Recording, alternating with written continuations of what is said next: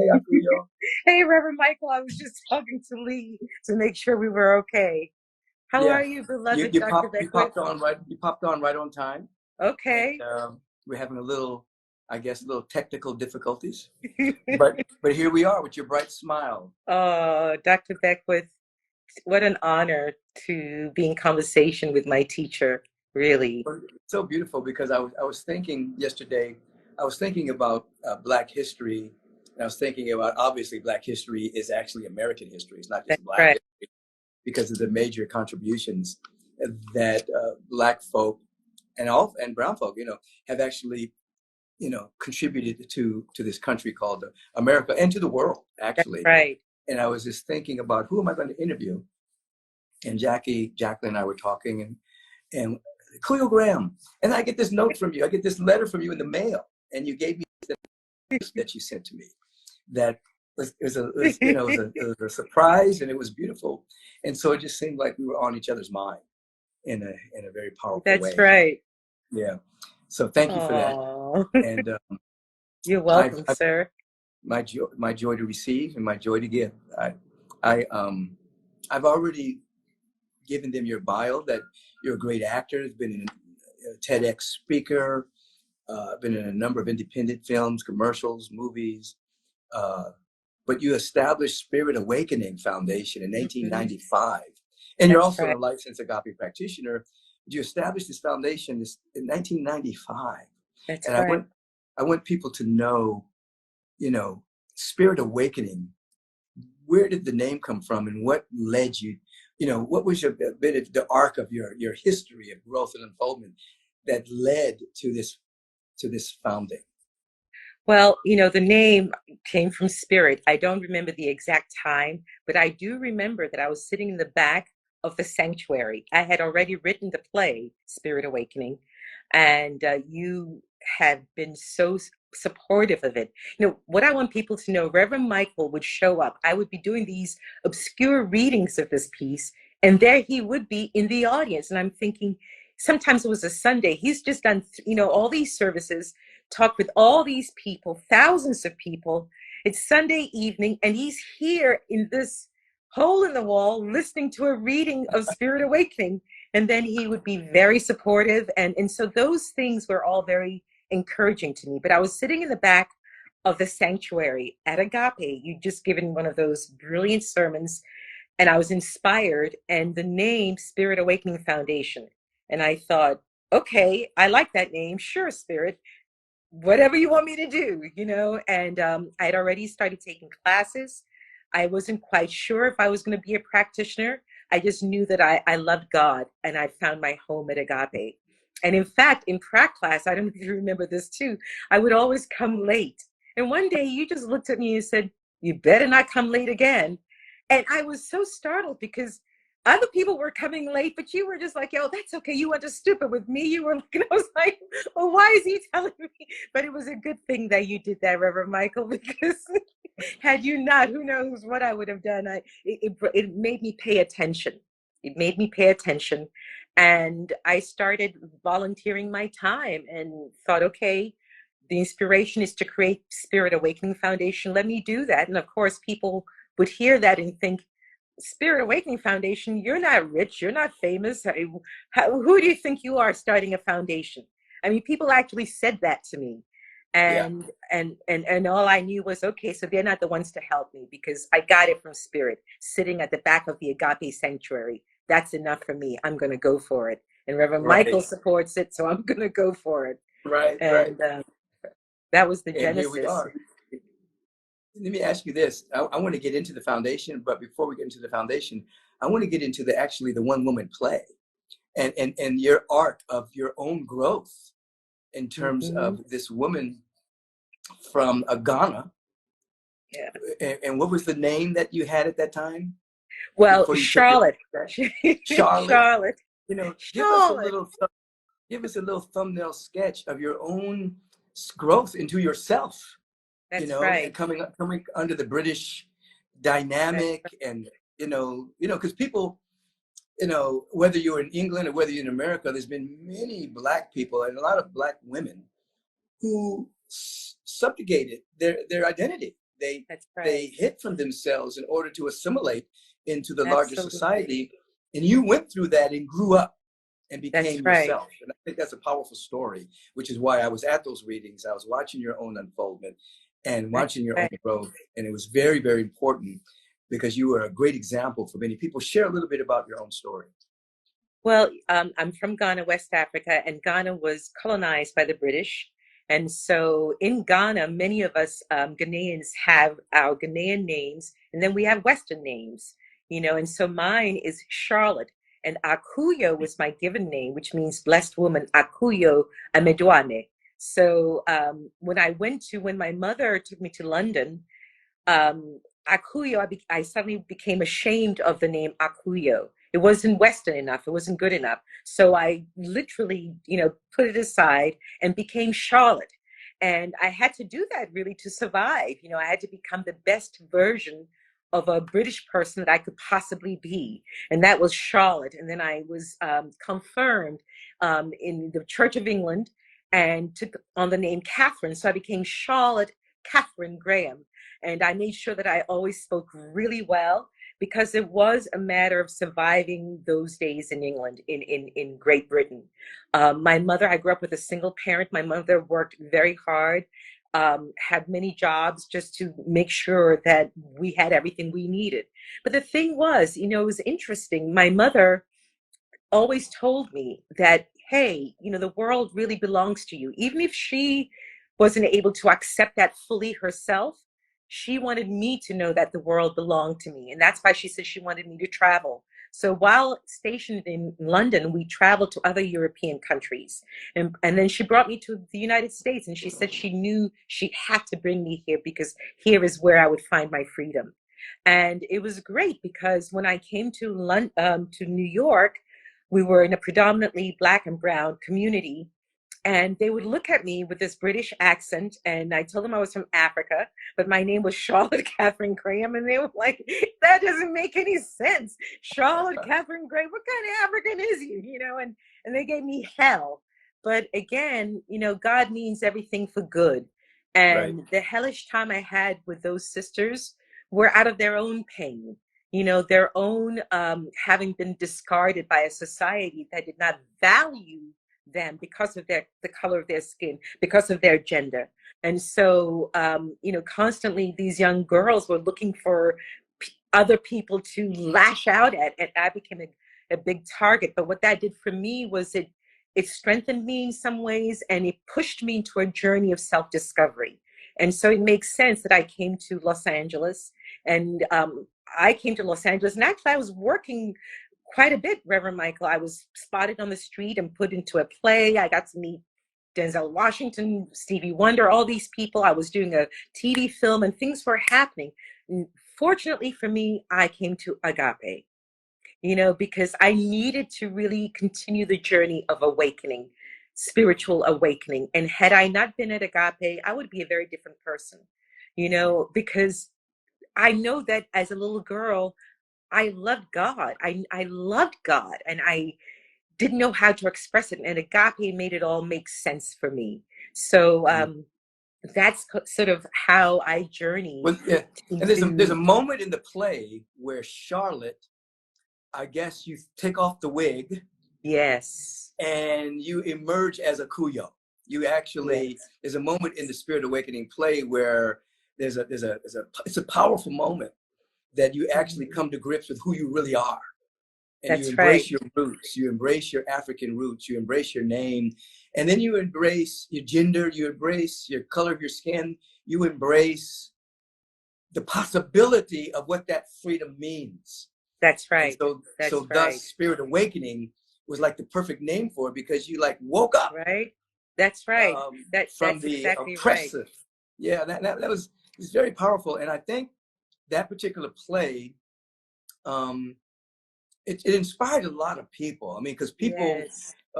have a lot of self-loathing, a lack of self-worth. Hmm. They're too dark, they're too short, they're too That's straight, they're right. too gay, they're too whatever. That's right. And so everyone's story may be a little bit different, but there's a lot of people trying to fit in and live Yes. their life based on other people's opinion of them. But that play, for you, it was your awakening. That's from right. the sisters in New York who were putting you down, the people in Britain who That's were right. racist, and Yes. you had to capitulate and become Charlotte, you know. Yes. You exploded on the scene. You exploded in that play, like an explosion. And even though I saw that Oh, play, I don't know how many times I've seen the play, okay? you've seen it so many times, Reverend But Michael. every single time when you explode and become yourself, it is so meaningful. Plus, you're a great actor too. It's so Thank you. meaningful that it just touches the audience in a very powerful way. And I think it gives them a deep sense of inspiration, and they begin Yeah, to look at themselves and see where they're holding themselves back, where are they lying to exactly. themselves about their limited possibility, You where know, are I they have to tell you capitulating. something, Dr. Yeah, Beckwith. When I first started that play, because it is, it's very provocative yeah. piece. And I got great reviews, thankfully. However, a lot of schools and adults were kind of afraid of peace, but children love Spirit Awakening, which blows their minds. And I remember being invited to perform in Boston, and it was the not religious science, Mary Baker Eddy's group, Christian Science. Christian Science. And my friend Chet and his wife had invited me, and they were a little bit, apprehensive about some of the moments in the piece. And I told them, I'm not going to cut anything, and either you get the whole thing or I leave. So they said, okay, do it.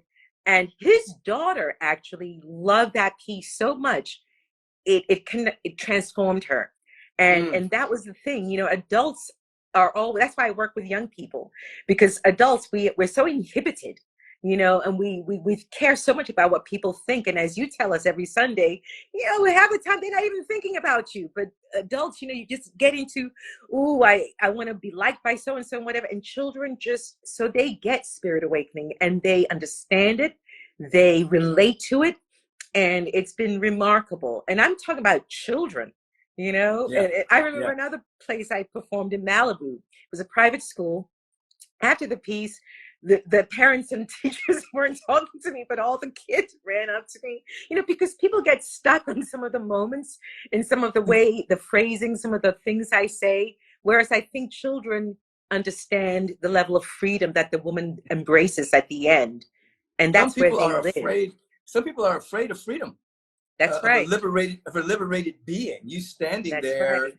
and actually they were afraid of you, and, That's right. they were afraid of this strong African woman That's being right.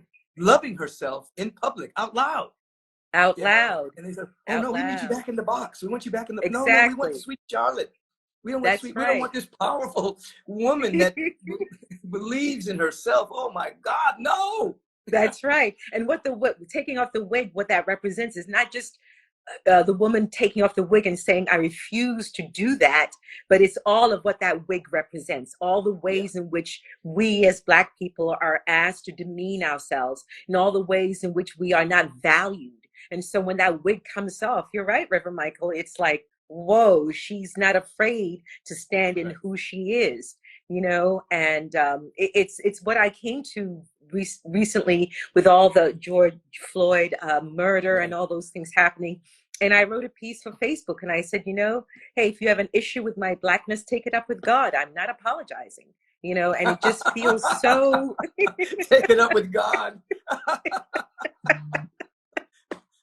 because it's Let me like, ask you this. I want to get into the foundation, but I understand that there's a possibility that this play may become a filmed one woman yes, show. This is in this is yes. in the realm of possibility. Tell me Yeah, about yeah, that. not only in the realm of possibility, and I guess I can tell you, Reverend Michael, you're one of the producers. I It's my am. gift to you. Yes, you are, because you've supported me so much.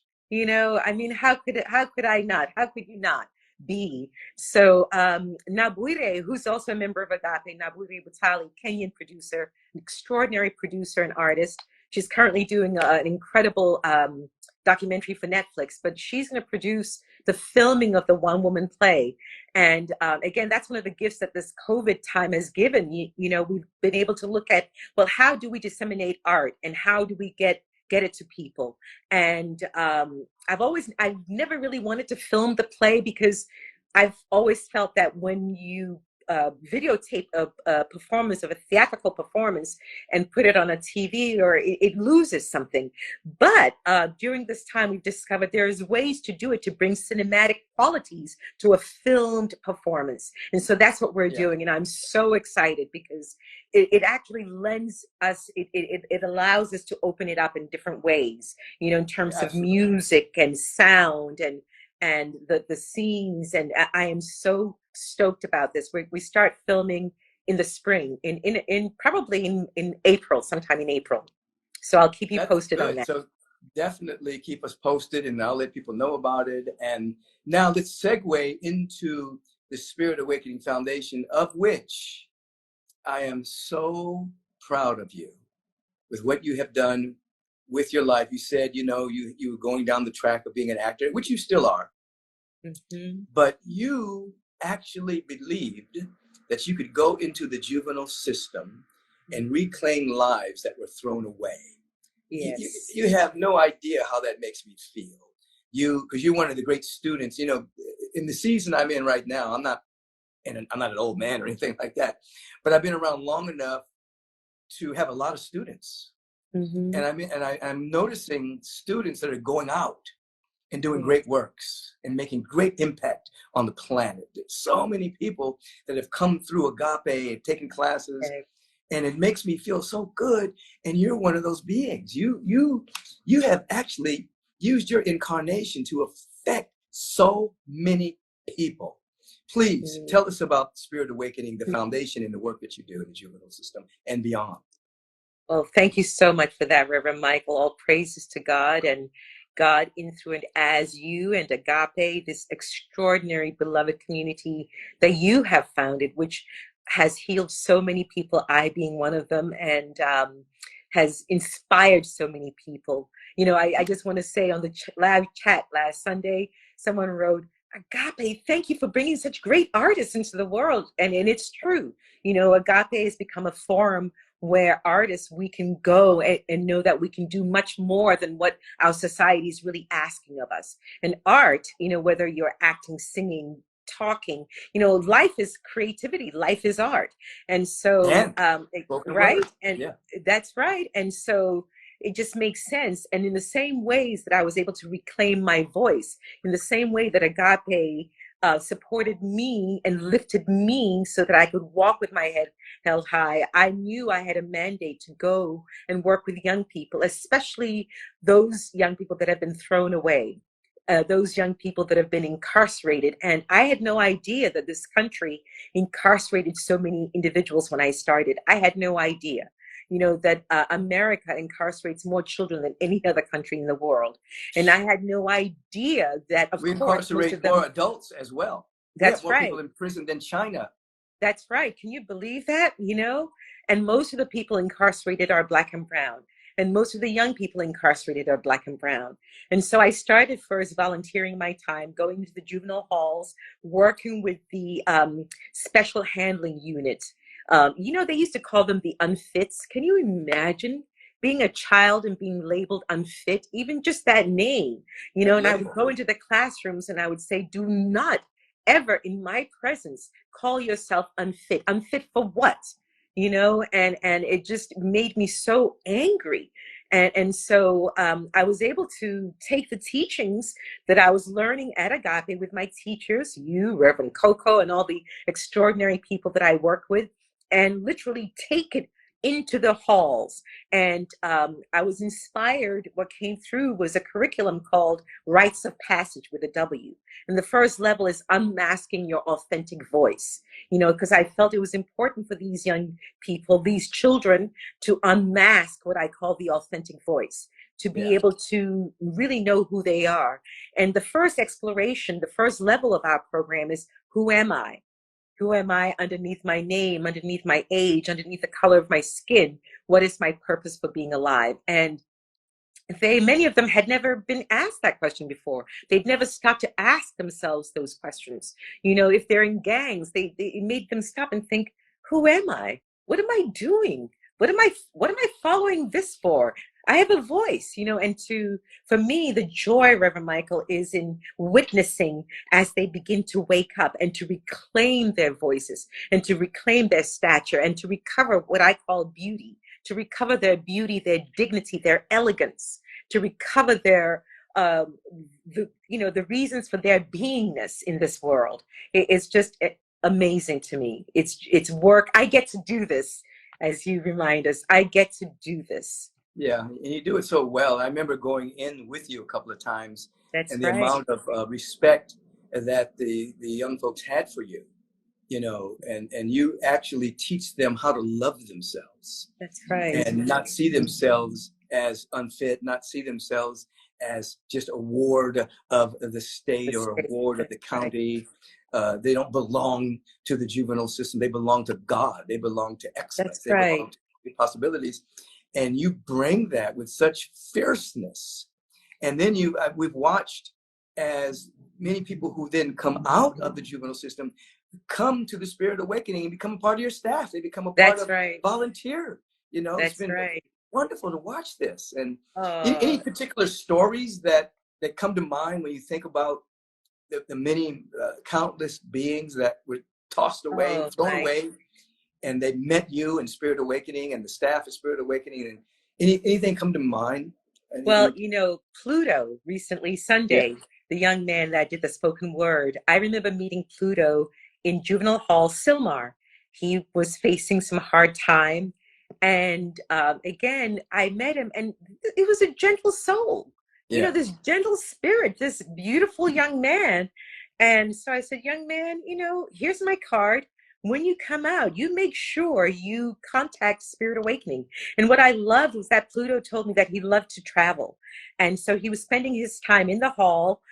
Whenever they turned the TV on, he would turn it to a travel channel. And I said, great, what you're doing is you are creative visualization. So we had an incredible conversation, and he kept in touch. So there's Pluto. I mean, there's just so many. Just yesterday, there was a young woman, Mariah, in our mentoring leaders program. We used to do that at Agape, remember? yeah.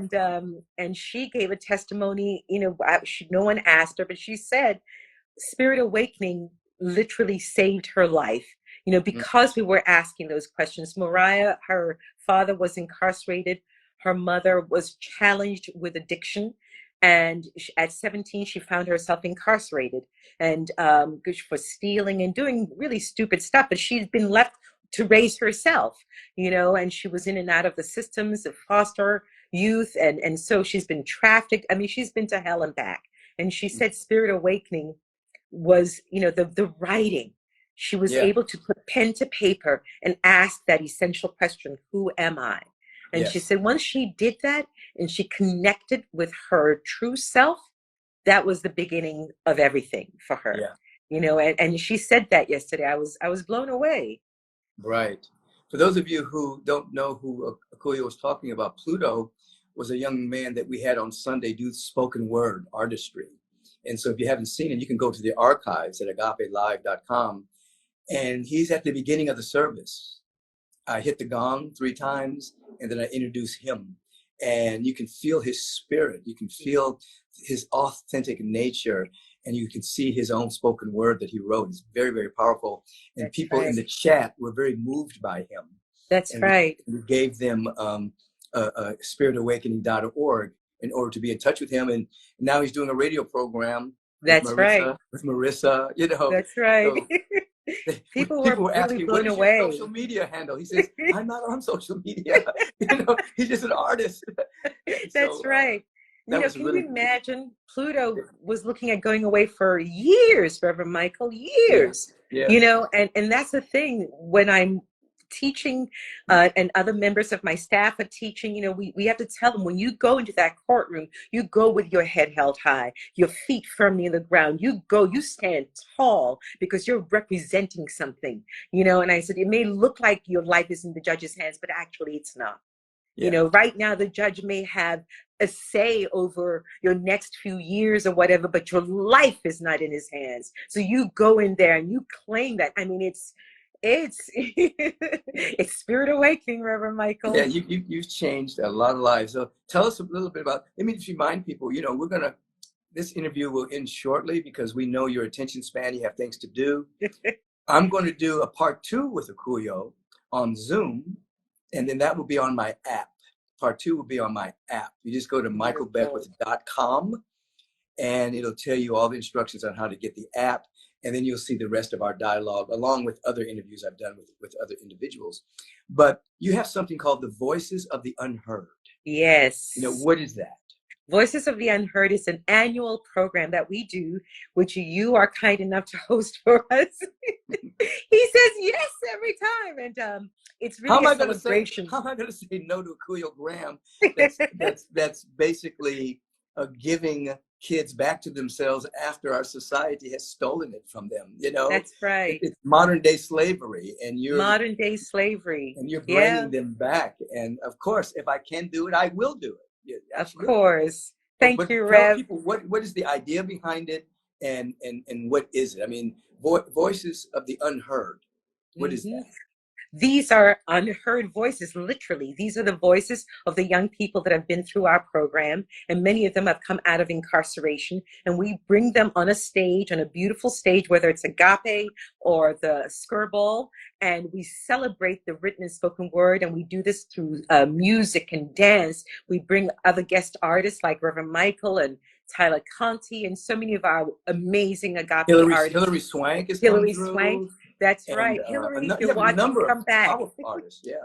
That's right. And so every year we do this, usually first week of November, and we gather. This past year we did it virtually, but this year we know we'll be able to gather together again. So please join us when you hear that. Reverend Michael will mention it at Agape, and he'll be there, and we get to celebrate these extraordinary lives. And I just want to say, it's just not anecdotal, stories about these young people. Many of them have gone on to Berkeley, UCLA, USC, Johns Hopkins. They're doing some mighty great things out in the world. These very same young people that our society had thrown away. So this is powerful work.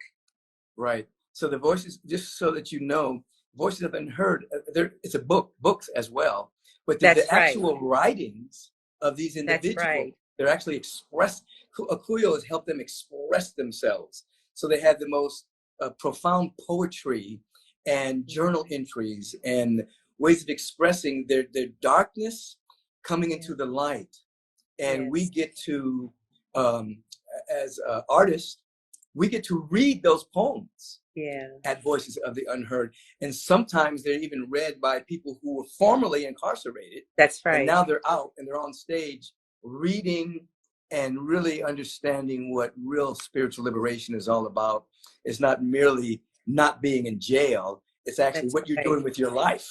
That's right. You're liberated enough to actually make a difference and contribute. And so she teaches that. Now, before we go with this particular section, when we go on the Zoom, I'm going to ask you for some more stories and some things. But I understand you may be in a capital program. Yes, we are about to launch our capital campaign, because one of the things the vision I've held for so long is to open spirit home, group homes, a new way to foster young people. So this year we hope to open our first group home, spirit home, for 6 girls. It's not going to be an institution. We're not going to warehouse kids, and throw tons of them together. It's going to be a home. We're going to create a beautiful environment where they can continue their growth work, where they can be mentored. Each girl in the home will have a mentor. Some of them I'm sure will want to take classes at Agape, where they can continue to unmask the voice and know who they are. So that campaign will be starting sometime in March. So look out for that. I'm very excited. So for them to find you, they go to spiritawakening.org. Yes. They can find me there. Yep. So I'm asking everybody to do that, just see what she's up to. You might feel inspired to make her foundation one of the places that you give to, because we don't want and don't believe in throwaway kids. That's right. Even though the bureaucracy and the justice system is so overburdened that sometimes justice is not met. They just throw people away. Many times Akuyo is one of those individuals.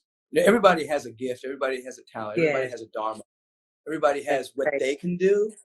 Akuyo has found what she can do, and she does it with such excellence. And there's been many kids, as she said, that would have been in jail for many years, a burden on society, not contributing, that are now free, that are doing mighty and magnificent things because of the Spirit Awakening Foundation. And it's, we call it one of our sister foundations, sister organizations, because it's so incestuous, because she has people on her staff that also came out of agape practitioners. That's right. So the energy is possibility is always bigger than the problem.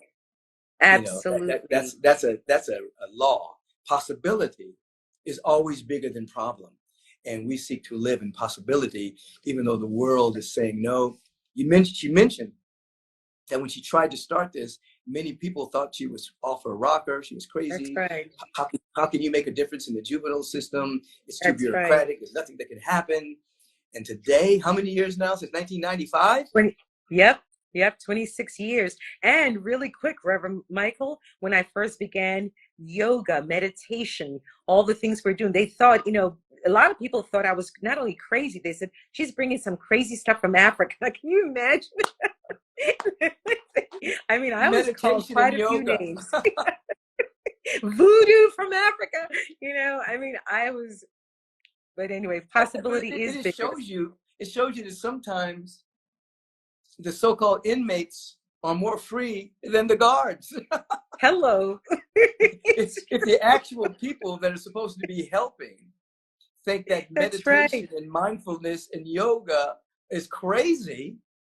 Then and they're the one taking care of our kids. Oh my God. But you know what? I really appreciate that. There's so many people in that system that have high respect for you now. Yes. They've seen your track record. That's right. And I remember, I'll let you go so that we can do part two. But do you remember Mel Longmire? Mel. Yes. He was a member of our community. Yes. He lives in Santa Barbara, and he was a probation officer for years. And he used to bring the individuals that were incarcerated in juvenile hall. He would bring them to agape, and they would be in their orange robe. They couldn't change their clothes. They would actually come in orange, that they were inmates.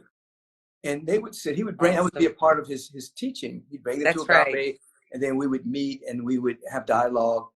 And he became a subject of a study because they found that the people that were working with him, there was a very low recidivism rate. And that these people would go on to do much better in life. They wanted to know Mel's technique.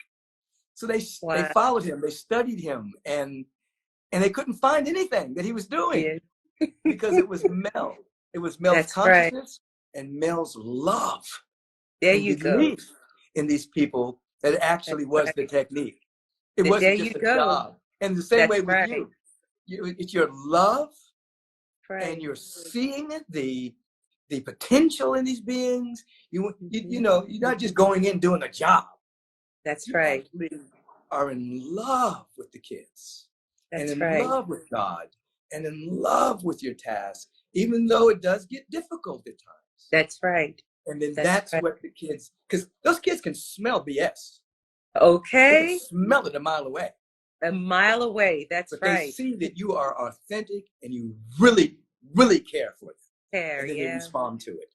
That's so right. I just, on behalf of all of these wonderful beings that you have set free in their heart and their parents and just the community at large, I just want to thank you for the great work you're doing, the great work you've done on yourself, and that led to the birth of the play and birth of the Spirit Awakening Foundation, of which we're all a part of. Just want to say thank you. Just thank you. Thank you.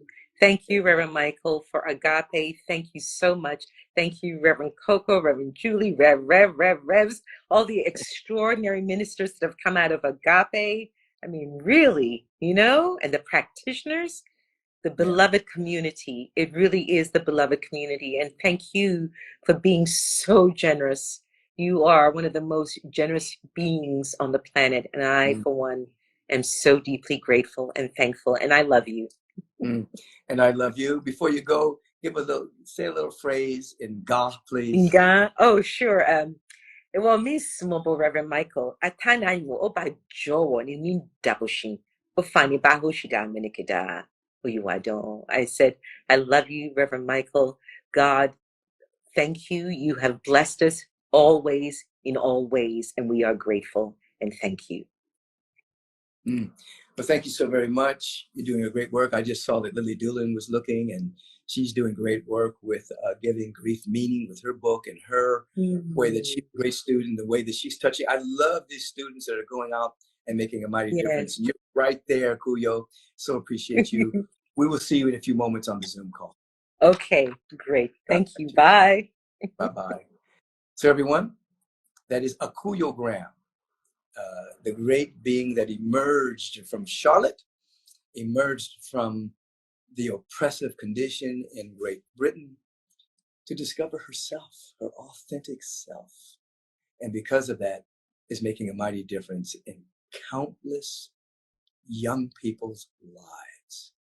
Everyone can't do what a Kuyo can do, but everyone can do something. Provide the context for your own healing, your own revelation as to who you are, and then ask, what is it that is mine to do? If you want another awesome video in our Black Excellence series, check out the video right there next to me. I think you'll enjoy it. Continue to believe, and I'll see you there.